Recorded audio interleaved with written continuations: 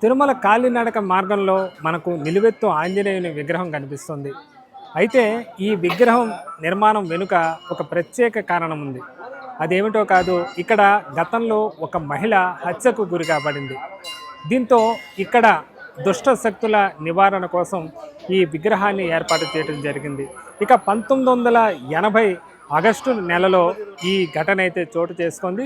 దీంతో అప్పట్లో ఉన్న ఈవో టీవీఆర్కే ప్రసాద్ ప్రస్తుతం దాంతో పండితులను సంప్రదించడం జరిగింది.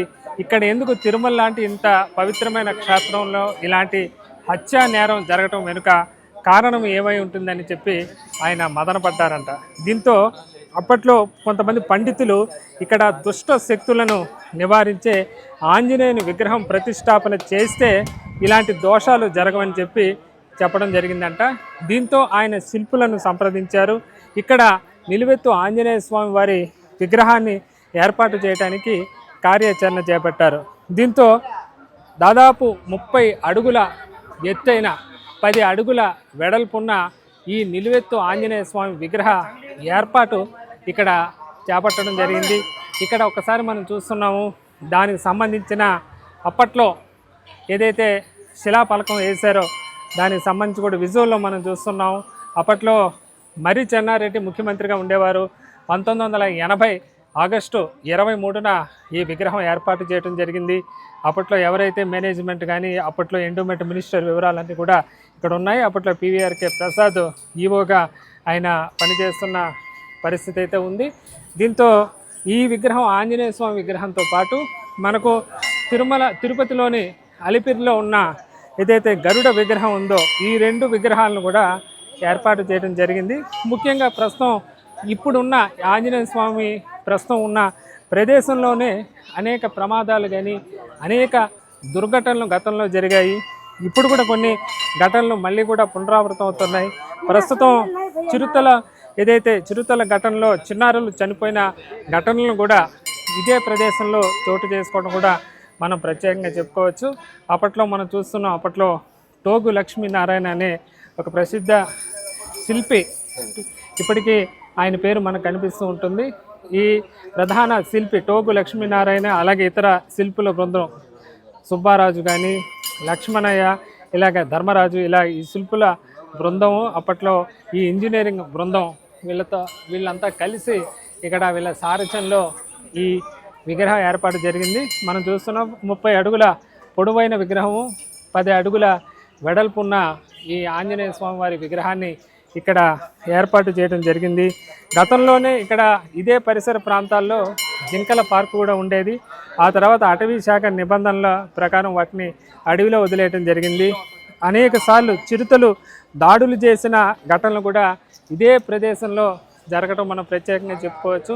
అంటే తిరుమలలో ఈ మార్గంలో ఏదో జరుగుతుందన్న ఒక నమ్మకం అయితే భక్తులు ఒక అనుమానాలు అయితే ఇప్పటికీ కూడా కొనసాగుతున్నాయని చెప్పచ్చు.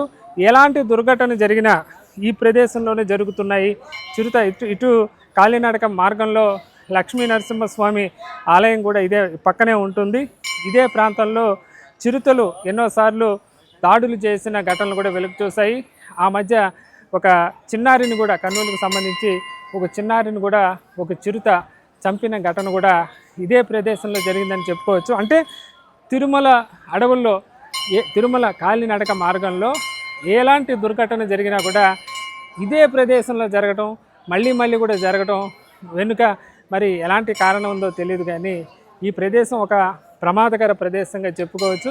అందుకనే భక్తులు కాలినడకన తిరుమలకు వచ్చేటప్పుడు ప్రత్యేకించి ఈ మార్గంలో ఈ సరౌండింగ్ ఒక 5 కిలోమీటర్ల పరిధిలో, అంటే ఇక్కడ లక్ష్మీ నరసింహస్వామి వారి ఆలయం ప్రాంగణం, ఇటు ఆంజనేయ స్వామి విగ్రహం ఉండేది, ఈ పక్కన పాత జింకల పార్కు గతంలో ఉన్న ప్రదేశం, ఈ ప్రదేశాల్లో వచ్చినప్పుడు భక్తులు కొంచెం జాగ్రత్తగా రావాల్సిన పరిస్థితి ఉంది. గుంపులుగా వస్తే మరింత మేలని చెప్పచ్చు. ఇలాంటి చోట్ల మళ్ళీ ఇలాంటి ఘటనలు పునరావృతం కావటం మాత్రం ఒక దురదృష్టకరంగా చెప్పుకోవచ్చు. ఇప్పటికీ కూడా ఆ ఘటనలు కొనసాగుతూనే ఉన్నాయి. దీంతో తిరుమలలో ఈ ప్రదేశాన్ని ఒక డేంజరస్ స్పాట్గా కూడా మనం చెప్పుకోవచ్చు.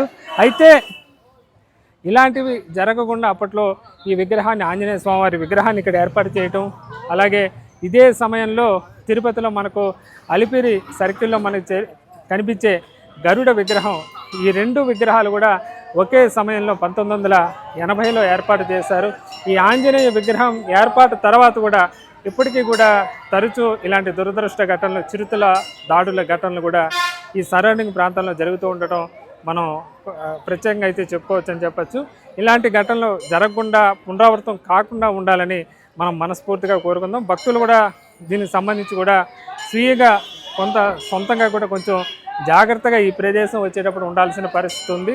అలాగే టీటీడీ కూడా ఇక్కడ మరింత గస్తీ ఏర్పాటు చేస్తే ఇలాంటి ఘటనలు పునరావృతం కాకుండా ఉంటాయన్న అభిప్రాయం కూడా ఉంది. ఇది ఇక్కడ ఆంజనేయ స్వామి వారి విగ్రహం ఏర్పాటు వెనుక, అలాగే ఈ స్థలానికి సంబంధించిన ఈ ప్రత్యేక కారణాలుగా చెప్పుకోవచ్చు. కెమెరామెన్ అరుణ్తో వర్మ, 9+ న్యూస్, తిరుమల.